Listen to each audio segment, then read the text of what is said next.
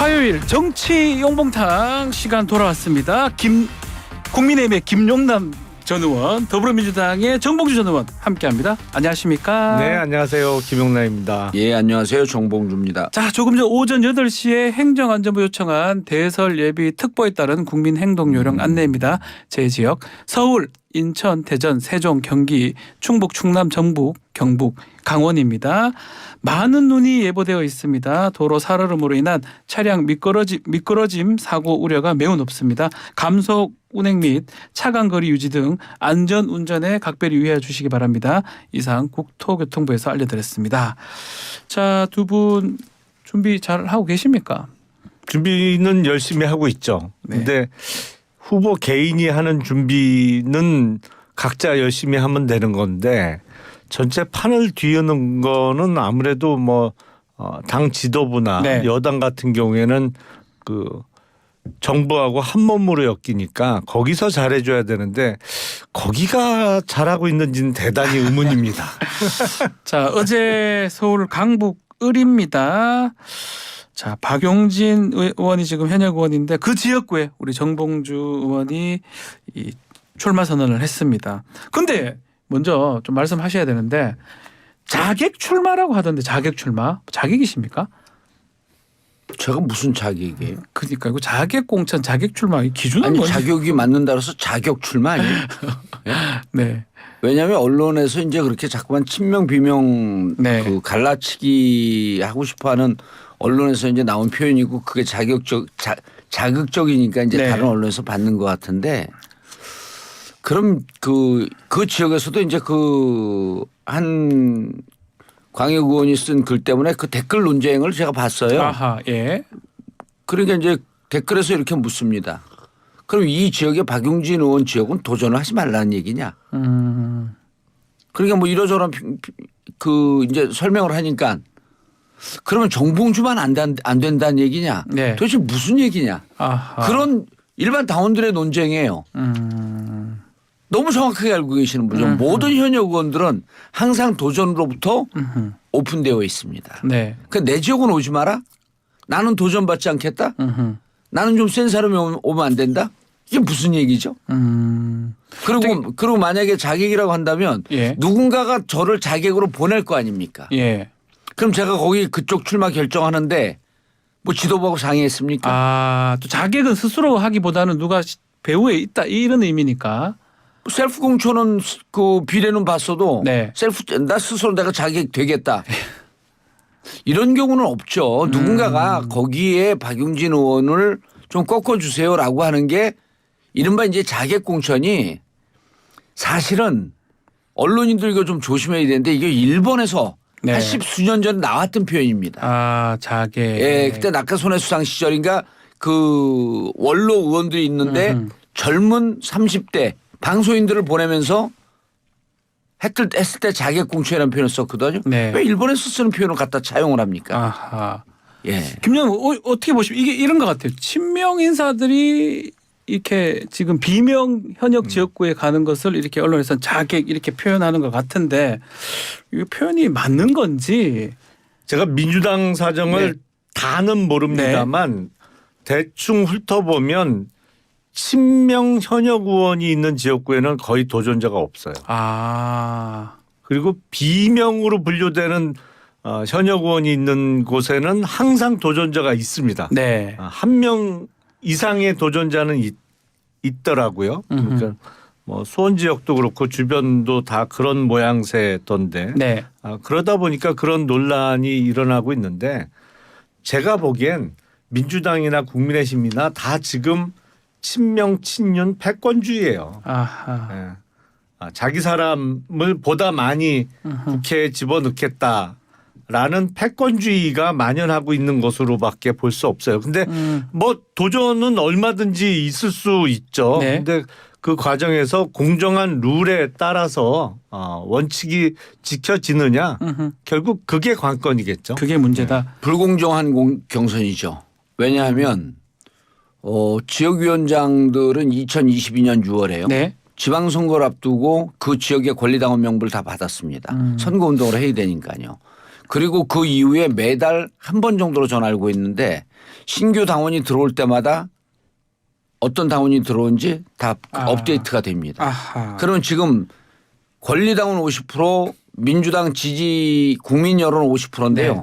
권리당원에서는 100대 0으로 싸우는 겁니다. 정보. 이길 수가 없다는 거죠. 우리는 정보가 아예 없어요. 없기 때문에 예. 이거 그 비대칭 싸움을 붙인 거거든. 불공정 싸움을 붙인 겁니다. 이거 당에서 오랫동안 문제 제기를 해도 고칠 방법이 없습니다. 예. 고칠 의지도 없고요. 왜냐하면 현역 의원들 중심이니까. 저한테 그 당원 명부로 지역의 당원 명부를 주십시오. 네. 현역 의원에게도 주십시오. 공개해 주십시오. 이 얘기를 여러 차례 얘기했지만 안 합니다. 그러면 지금 완전히 불공정 경쟁이 벌어지고 있는 거예요. 그렇다면 자객이라고 하지만 뭐 그렇게 힘이 없을 수밖에 없지 않나요? 아니 자객이 힘없는 게 뭔 자객이에요. 그러니까요. 바보 공천이죠. 자, 박용진 의원 현역 의원이 지금 거기 광복을에 이제 예. 있는데 혹시 뭐 개인적으로 얘기를 좀 해보셨습니까? 어제 선언하고 예. 기자회견하고 전화를 드렸습니다. 이쪽 예, 간다. 제가 미리 말씀을 좀 드렸어야 되는데 예. 뭐 나이는 저보다는 후배지만 예. 또 그 나이 따지면 아재라 그럴 거 아니에요. 그렇죠. 현역 그래서 제가 의원이죠. 현역 의원인데 현역 재선입니다. 네. 아주 유능한 지역에 가니까 뭐 실력 있다고 인정하는 분들도 예, 많고요. 예. 그래서 전화 드려서 미리 말씀을 드려야 되는데 오늘 기자회견하고 늦게 전화 드려서 죄송합니다. 그랬더니 몇 달 전서부터 소문을 들어서 알고 있었다. 소문은 났군요. 예, 알고 네. 있었다. 그래서 제가 잘 부탁합니다. 네. 열심히 하겠습니다. 예. 그러고 끊었죠. 다른 얘기는 없었습니까? 다른 얘기는 있었는데 그것은 개인 간의 대화를 방송에서 얘기하는 것은 자칫 잘못하게 된 박용진 의원께서 오해할 수 있기 때문에 안 하겠습니다. 하여튼 대화를 이렇게 얘기를 좀 했는데 저희가 또 박용진 의원 인터뷰를 진행합니다. 저희가 한번 질문도 한번 드려보겠습니다. 그러니까 오늘 박용진 의원 얘기를 너무 많이 해서 네. 출연 기회를 주셔야 될 것 같아요. 네. 오늘 보니까 정봉주 의원님이 아마 이번 달 이 프로그램 출연이 마지막이라 저렇게 세게 하시는 것 같은데요. 네. 제가 좀 세게 얘기했어요? 자, 우리 김용남 의원님은 지금 박문규 전 장관 또 영입됐더라고요. 자, 지역구가 지금 그쪽이 될지 또 수원무 쪽이 될지 어떻게 되는 겁니까? 아마도 병이 되겠죠. 병인 것 같아요. 왜냐하면 지난 일요일 날 출판 기념회 했는데 그 출판 기념회 장소도 병이었고 병이었고 그리고 책을 언제 쓰셨는지 모르겠는데 책 제목도 수원 팔달구에 있는 한계동 자기 출신이다. 거기서 태어났는지 잘 모르겠는데. 꼬마의 꿈인가 뭐 이렇게. 그러니까 매산동 꼬마의 꿈인가. 팔달구의 매산동. 팔달구 매산동을 책 제목에 집어넣은 거로 봐서 오래전부터 팔달구 출마를 하려고 했던 거 아닌가 싶어요. 팔달구면 이제 우리 김용남 의원님하고 겹치는 부분인데 이것도 자객 뭐 공천 자객 출마가 되는 건가요? 제가 그렇게 정치적 거물인지 최근에 알았어요. 예. 3개월도 안 된 장관을 자객으로 보낼 정도로 제가 정치적 그 중량감이 있는지는 최근에 알았는데 뭐 앞서 말씀드린 대로 공정한 룰에 의해서 경선을 하면 경선 결과에 승복을 해야겠죠. 근데 그 부분에 대한 믿음들이 다들 없어요. 국민의힘 쪽이 지금 공정한 경선이 되겠느냐. 그 부분에 대한 믿음들이 지금 현역 의원들을 비롯해서 소위 뭐랄까요? 지금 국민의힘은 민주당은 뚜렷하잖아요. 친명이냐 비명이냐. 근데 국민의힘은 지금까지도 친윤으로 분류되어 있는 의원들도 불안해해요. 그러니까 경계가 명확하지가 않아 보니까요. 이게 뭐 친윤이면 안전하다 뭐 이런 개념이 없어서 이게 무슨 뭐 모르겠어요. 랜덤 샘플링을 하는 것 같기도 하고. 자, 박문규 장관 입장도 저희가 한번 들어보는 시간도 마련할 건데요. 저 어떻습니까? 이렇게 오게 되면 여당 뭐 중진이나 또 김용남 의원님 같은 분들 무소속 가능성도 있다고 봐야 됩니까? 뭐 여기 계시니까 의원이 제가 계시니까 직접 한번 질문 드려보겠습니다. 직접 물어보면 여쭤보시면 될 텐데 이런 거죠. 이제 박문규 장관이 왔으면은 장관 갔을 때는 당적이 없었을 거고요. 이제 이렇게 되면 영입 케이스입니다. 근데 영입 케이스는 통상적으로 정당의 전통은 전략 공천을 주죠. 그럼 경선 안 시킵니다. 영입 때 들어온 사람들이 야 거기 몇 년 동안 지역구 관리한 사람이 있는데 내가 들어가고 경선하면 나 죽으란 얘기 아니냐. 그럼 왜 날 오라 그랬냐. 그렇기 때문에 전략 공천을 단수 공천을 줍니다. 아하. 경선 안 붙이죠. 예. 그럼 김영남 의원 입장에서 어떻게 하겠어요. 억울하잖아요. 저기서 몇 년 동안 지역구로 갈고 닦았는데 그러면은 두 가지겠죠 방법이. 무소속으로 가나 네. 세 가지입니다. 제3당으로 가나 민주당으로 가나. 민주당도 선택지가 있습니까? 있죠. 아. 왜냐하면 그 정당에서 어제 그 예를 들었고 탈당해갖고 그 한동훈 장관을 만났던 이상민 의원 같은 경우는 정말 궁색하잖아요. 예. 그래서 한동훈 장관이 뭐라 그런지 봤는데 그 말도 궁색해요. 네. 예? 뭐 철새가 아니라 무슨 경륜가 무슨 뭐라 그러는데 사람으로 태어났으면 말을 해야지 왜 이상한 얘기들 합니까? 한국 사람 한국말을 해야지 예. 소련 그 러시아 말을 하면 안 됩니다. 남의 나라 말처럼 들려요. 근데 그렇게 갖고 나가는 케이스가 아니잖아요. 열심히 했고 수원시장까지 출마했었고 그 지역구 관리를 했었고 당을 위해서 헌신했고 그런데 느닷없이 3개월짜리 인턴 장관을 모셔다가 여기 전략공천 꼽는다? 그럼 승복을 하겠습니까? 승복을 하면 정치인이 아니죠 그거는. 민주당 생각 있습니까, 김영남 의원님? 아니 저는 뭐 질문 답을 끝까지 경선 요구를 할 거고. 경선하게 되면 상관없는 거죠. 그럼요. 예. 경선하게 되면 김영남 네. 의원이 이깁니다. 근데 왜 하겠어요 박문규 장관이. 경선 요구를 할 거고 예. 이제 마지막 순간까지 제정신인지 지켜봐야죠. 그러니까 저런 말 때문에 지금 공천을 못 받는 거예요. 아니 근데 솔직히 예. 요새 돌아가는 거로 봐서는 제정신이 아닌 것 같아요. 자 그러면 뭐 본인 얘기는 빼더라도 예. 만약에 앞으로 지금 국민의힘의 모습을 좀 보면 특히 중진들도 있을 거고 그분들이 혹시나 탈락이 되면 무소속이나 지금 신당으로 갈 가능성이 높은 겁니까? 지금 뭐 당장 얘기하기는 좀 그렇긴 하지만 제가 듣기로는 다들 생각들이 있는 것 같아요. 근데 지금 뭐 표면화되고 있지는 예. 않는데 그 소위 얘기하는 그 지역의 맹주들 있잖아요. 네네. 뭐 TK, PK의 맹주라고 불리는 분들도 또 무소속 나와도 되는 분들도 그렇죠. 있어요. 그런 분들은 무소속 나와도 되거든요. 예. 그러니까 공천 진행 과정을 지켜보자. 일단은 다들 지켜보고 있는 상황인데 지난주 금요일 오후에 국민의힘 같은 경우에 공관위원장 네. 발표가 있었잖아요. 네. 근데 그 장면을 제가 지켜보면서 드는 생각이 저거 한동훈 비대위원장이 인선에 관여를 못했던 거 아닌가라는 생각이 들었어요. 지금 판사 출신 정영환 고려대 교수가 교수님이 됐습니다. 되셨는데 왜냐하면 지금 이 상황에서는 가장 관심이 많이 가는 빅뉴스일 수밖에 없거든요. 그렇죠. 근데 예. 그런 중요한 발표를 지난 금요일 날 오후에 경기도당 신년 인사회에 왔다가 끝나고 가면서 기자들에게 누가 질문한 적도 없는데 지나가는 말처럼 이렇게 던졌단 예. 말이죠. 누가 봐도 이상해요. 그 장면은. 왜냐하면 이 총선 얼마 안 남은 상황에서 가장 중요한 공관위원장 그리고 국민의힘의 공관위원장은 민주당의 공관위원장보다 힘이 훨씬 셉니다. 네. 사실상. 컷오프도 가능하니까요. 네. 그리고 뭐 공관위에서 밀어붙이면 비대위에서 반대해도 3분의 2 이상의 찬성이면 공천 확정이 돼요. 예. 그러니까 훨씬 힘이 세거든요. 그러니까 가장 중요한 뉴스라 사실은 별도의 자리를 마련해서 뭐 그게 당사가 됐던 뭐 정론관이 됐던 적절한 자리를 마련해서 따로 발표를 하면서 왜 국민의힘이 이분을 공관위원장으로 모셨는지를 당연히 설명해야 될 정도의 빅뉴스거든요. 네. 근데 그렇게 지나가는 말로 발표를 한다? 그래서 저는 좀 이상했어요. 그 모습이 대단히 생소했습니다. 사실은. 자, 국민의힘 공관위원장 정영환 교수인데요.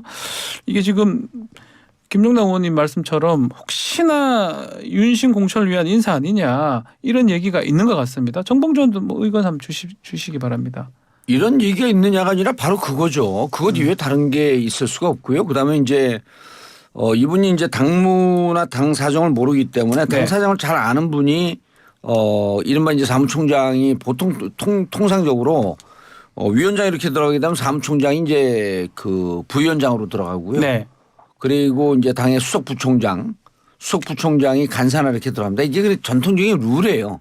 그러니까 지금 뭐 민주당이 이렇게 들어간 게 결국 침명하려고 그런 거 아닌가라고 하는 비판들도 하는데 지금 이분은 어찌 보게 되면 간판이고요. 네. 실무는 사무총장 출신들이 하죠. 그러니까 이게 한동훈 위원장의 의견이 개진이 됐냐 안 됐냐 이게 중요하지 않고 아하. 결국은 용산 뜻대로 가는 겁니다. 아. 용산 뜻대로 가는 거예요. 그리고 용산 뜻대로 정치 실무를 알 수 있는 사람이 오히려 여기는 사무총장이나 수석 부총장이 이런 분들이 안 들어가고 오히려 용산 오다를 제대로 이해할 사람이 들어갈 가능성이 더 높아요. 왜냐하면 지금은 민주당 같은 경우는 정치 행정을 잘하는 사람들, 네. 정무적 판단을 잘하는 사람들 이런 사람들이 필요하거든요. 네. 워낙 현역 의원들이 많으니까. 근데 저기는 새로운 인물을 현역들을 제키고 이른바 이제 공천 학사를 통해서 제키고 네. 그다음에 새로운 인물을 박는 게 거기 갖다 꽂는 게 이제 주요한 임무이기 때문에 굳이 정당 그 행정을 잘 몰라도 될 것 같다.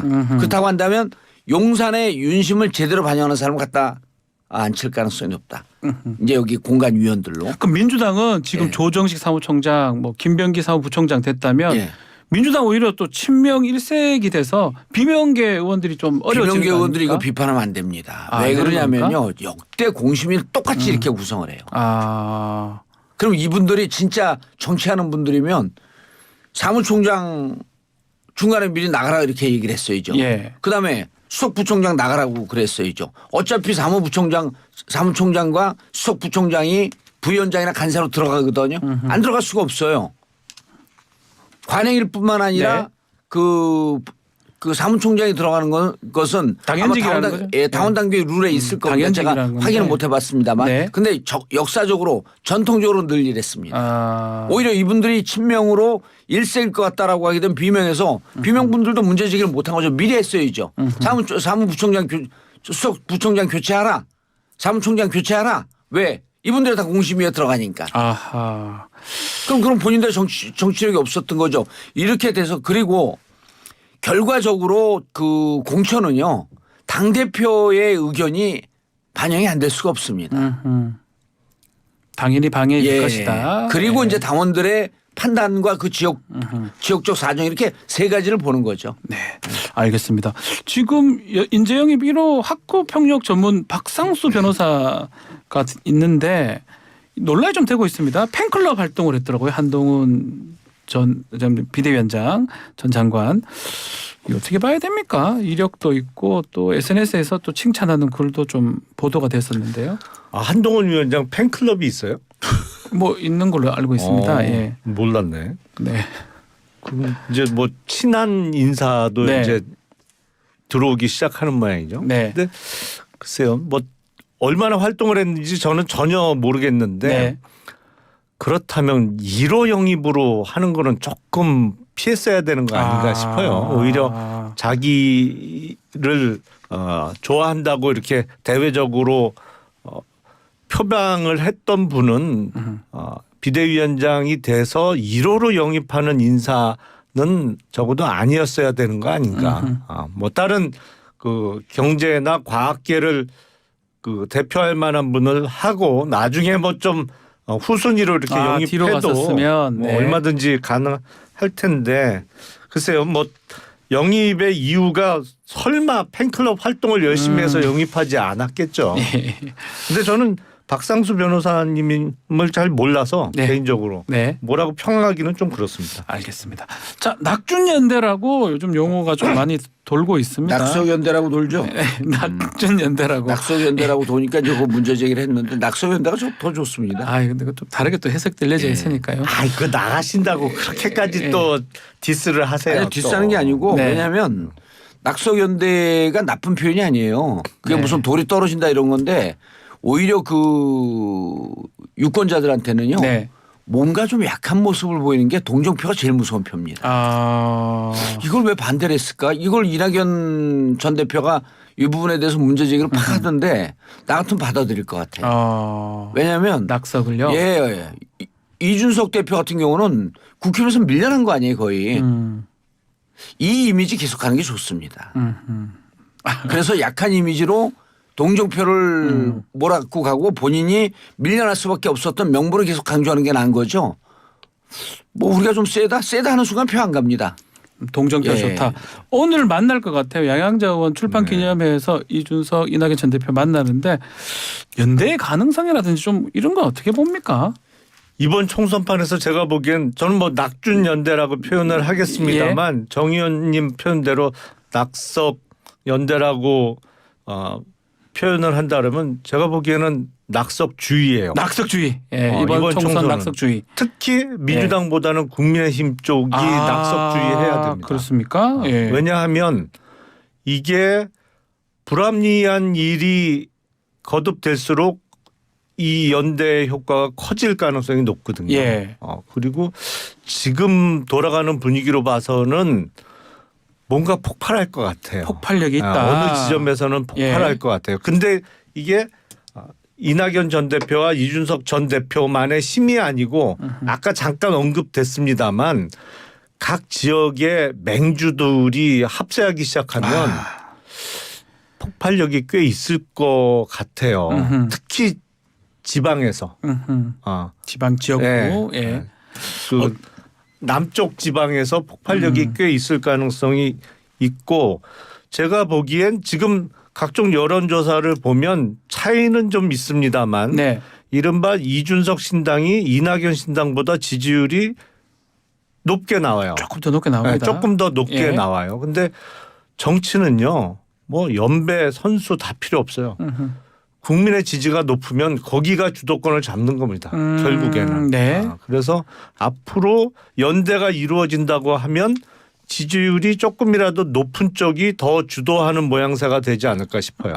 지금 남쪽이니까 아마 TK 지역 호남을 말하는 걸로 좀 들리는데 어떻습니까? 이 낙준연대, 낙성연대로 표현하셨지만 이 파괴력, 효과 또 굳이 말하면 어느 쪽이 더 피해를 봅니까? 민주당이나 국민의힘? 김용남 의원 말씀에 100% 동의합니다. 네. 일단 그 둘이 저는 이제 무조건 손을 잡는다 예. 쪽이고요. 그리고 손을 잡는다. 금태섭, 양양자 이제 이른바 이제 그 널려 있는 네. 제3지대를 꿈꾸고 있는 사람들하고 이제 다 함께 할 겁니다. 빅텐트가 될 것이다. 예. 스몰 텐트죠. 스몰 텐트입니까? 양쪽에 있고 이제 스몰 예. 텐트인데 본인들은 빅텐트라고 주장을 할 네. 거고요. 양당 중에 하나가 들어가야지 빅텐트가 되는 겁니다. 예. 스몰 텐트죠. 그런데 효과는 있을 것 같아요. 그리고 그 위력이 국힘에게 더 치명적일 겁니다. 네. 왜 그러냐면요. 민주당 의원들에서 경선에 떨어지거나 네. 혹은 공천에서 본인들이 불이익을 당했다고 주장하는 분들이 합류할 가능성이 높지가 않습니다. 아하. 왜 그러냐면 한 세 가지 점을 지적해 볼 수 있는데 네. 이낙연 대표 탈당 명분이 없습니다. 정치는 대의 명분이거든요. 네. 일단 탈당 명분이 없기 때문에 함께하기가 좀 쉽지가 않고 그다음에 두 번째 민주당 의원들은 학습 효과예요. 네. 탈당했던 분들이 당해왔고 살아난 경우가 거의 없어요. 제3당에 있다가 결국 국힘 쪽으로 이렇게 가는 과정인데 네. 그렇게 가갖고 빚을 본 의원들이 거의 없습니다. 세 번째가 뭐냐면 당원들의 정치적 성향이에요.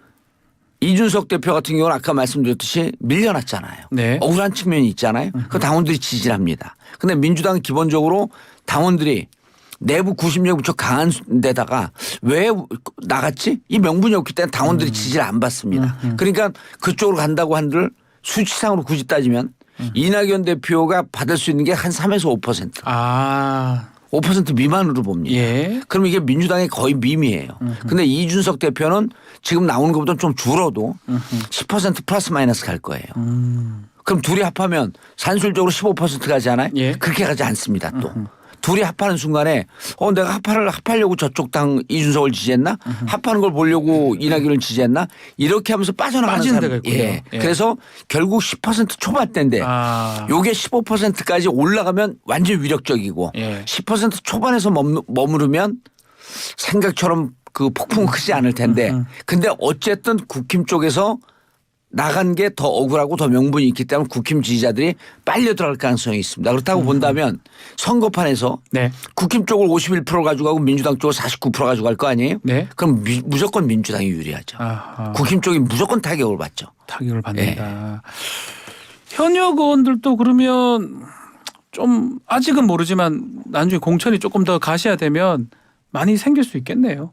합류하는 신당에 합류하는 의원들이요. 신당 그렇죠. 네. 근데 제가 보기엔 뭐 초재선 의원급에서 합류하는 것도 물론 의미가 네. 있죠. 그리고 정당 기호를 앞번호를 받기 위해서는 수가 많아야 되니까요. 한 명이라도 더 받아야죠. 그러니까 예. 정의당 6명을 넘어서는 현역 의원들이 제가 알기로는 2월 15일 기준인 예. 것으로 알고 있는데 그러면 3번 받으려면 3번을 받을 수 있겠죠. 근데 이 선거는 맥을 잘 짚어야 되잖아요. 지금 이른바 이준석 신당이 폭발력을 가지려면요. 네. 한 2분 정도가 합류하면 폭발합니다. 2분요? 두 예. 사람만? 예. 네. 또 누구죠? 대구의 주호영 의원, 아유, 무슨 부산의 서병수 의원. 이 2분이 만약에 합류한다. 2분 다 4선 5선 뭐이지 않습니까? 그럼 예. 판이 바뀌어요. 이게 판이 바뀌어요? 완전히 판이 바뀌게 되거든요. 네. 그러니까 물론 2분은 국민의힘으로 지금 출마를 하실 거고 그렇죠. 만약에 공천 과정에서 잘못되더라도 뭐 그 지역에서 무소속 출마하더라도 당선 가능성이 높은 분들이에요. 그러니까 뭐 신당 합류로 제가 예측하는 건 전혀 아니고 네. 이제 예를 들어서 말씀드리는 거예요. 그런 식으로 정말로 중요한 시기에 중요한 인물들이 합류하기 시작하면 신당은 폭발력을 받고 갈 거고 네. 그리고 꽤 많은 지역구 당선자도 노려볼 수 있을 것이고요. 그게 안 된다고 하면 분기점은 지지율 15%를 언제 달성하느냐 네. 이거예요. 15%. 만약에 중요한 게 15%네요. 설 전에 15%를 찍는다 그러면 그때부터는 세력이 왕창 커질 거예요. 갑자기 그냥 팽창할 겁니다. 네. 그런데 15%를 못 넘고 3월 중하순까지 간다. 아하. 그러면 지켜봐야 돼요. 사그러질 수도 있다. 사그러지진 않고 네. 비례대표가 그 연동형이 아닌 병립형으로 회귀한다는 전제하에 비례대표에서는 적어도 2자릿수 당선자는 낼 겁니다. 낼 수는 있다. 네. 저는 이제 이거 네. 신당의 결국은 성패 여부의 키워드가 어디에 있냐면 이준석 대표한테 달려 있다고 생각합니다. 이준석 대표한테 달려 있다. 예, 지금 이준석 대표의 개인기로 움직이고 있거든요. 예. 근데 이준석 대표가 본인을 좀 죽이거나 낮추면서 네.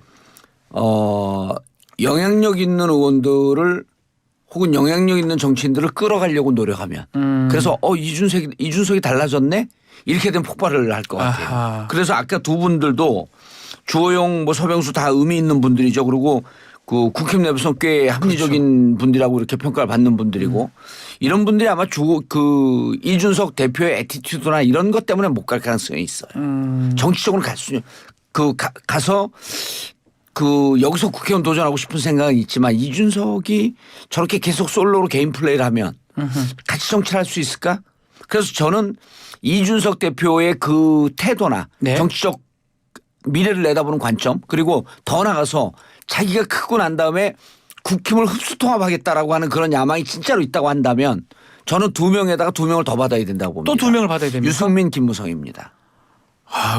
엄청 커지네요. 그러다면. 그렇게 되면 판이 바뀌어요. 이게 왜냐하면 어디가 유승민 의원은 제가 알고 있는 휴민트 정보에 따르면 당 나가지 않는다.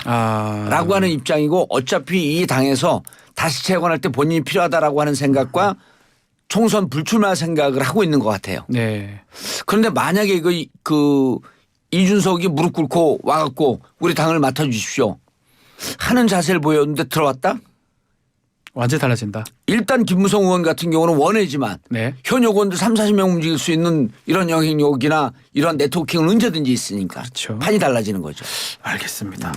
자, 지금 현안은 사실은 이재명 대표 피습 사건하고 특검입니다. 이재명 대표 피습 사건 우리 정봉준한테 여쭤보겠습니다. 총선에 영향이 있을까요? 그리고 지금 공범 관련해서 추가 긴급 체포 얘기도 좀 있었던 것 같고요. 그것도 예. 한번 짧게 한번 짚어주십시오. 저는 총선에 영향이 있다고 봅니다. 있다고 보십니까? 지금 현재는 예. 너무 사람들이 겁을 먹었고 네. 오히려 그 민주당한테 이거 어떻게 대응을 해야 될지 지금 많은 분들이 이 수사가 진행되고 있는 게 좀 이상한 것처럼 느끼면서도 아직 방향을 못 잡아요. 네. 그런데 이게 가르마가 타고 일정 정도 정리가 되면 그런 명백한 살인 테러였었다. 라고 하는 당의 방침이 결정이 되게 되면 네. 총선에 영향이 큽니다. 영향이 있을 예. 것이다. 우리 김영남 의원님께는 김건희 특검법 관련해서 김경률 비대위원이죠. 이 리스크, 김건희 리스크 모두 알고 있지만 말을 못할 뿐이다. 이런 얘기도 했습니다. 어떻게 좀 이게 같이 갈 수 있을지 앞으로 어떻게 할지 이 부분이 좀 비대위원 눈에 잘리겠네요, 띕니다. 그분. 적어도 비대위원회에서 한 분은 제정신이시네요. 아, 적어도 이제 한 명 이상이 더 나와야 될 텐데 네. 총선 같이 중요한 일을 앞두고요. 네. 이거를 이렇게 묻고 갈 수는 없어요. 제가 보기엔 제 생각은 오래전부터 말씀을 드려왔습니다만 이거를 그냥 묻고 갈 수는 절대로 없는 일이고 네. 그리고 민심을 따르는 게 정치잖아요. 음흠. 민심을 거스를 수 없어요. 네. 더군다나 선거가 코앞인데요. 음흠. 그 마키아벨리가 한 말 중에 그런 말이 있어요. 네. 군주에게 가장 튼튼한 성은 백성들의 미움을 받지 않는 것이다. 이런 말이 있거든요. 미움을 받지 마라. 군주로 해서. 아, 그럼요. 아무리 막강한 친이 되고 뭐고 다 필요 없어요. 음흠. 결국엔 민심을 따르는 게 정치고 그게 순리입니다. 음흠. 그렇기 때문에 김경률 회계사가 지적한 대로 이걸 지금과 같이 단순히 그냥 거부권 행사하고 재표결해서 폐기할 수 있다? 뭐 할 수도 있겠죠. 하지만 선거는 어떻게 할 거예요? 그러면? 선거는 예. 알겠습니다. 자, 우리 방송 중에 신당이 한 10%대 지지율 가능하다라고 했던 게 에이스 리서치가 뉴시스 의뢰로 지난 1일, 2일 실시한 여론조사이고요. 이준석 신당 지지율 10% 나왔습니다. 무선 자동 응답 방식이고 자세한 내용은 중앙선거여론조사심의회 홈페이지를 참조하시면 됩니다. 저는 이제 마무리해야 되는데 마무리할게요. 주십시오. 네. 김건희 특검을 도이치모터스 특검이라고 하는 걸 보면서 국민들이 가장 익숙한 사자성어가 있습니다. 위록지마라는 표현이거든요. 예. 사슴을 가리켜서 그걸 말이라고 하는 거고 그 전제 군주가 그렇게 얘기하니까 그걸 쫓아서 한다는 그렇죠. 그 조롱 섞인 사자성어인데 네. 그렇다고 해갖고 그 사슴이 말이 되진 않거든요. 그러니까 김건희 씨가 여기에서 관련되어 있다라고 생각하는 국민들이 70%쯤 네. 된다는 거예요. 이걸 어떻게 벗어나죠? 알겠습니다. 자, 오늘 용봉탕 여기서 마무리를 하겠습니다. 정봉주 전 의원, 김영남 전 의원 두 분 감사합니다. 네, 예, 감사합니다. 고맙습니다.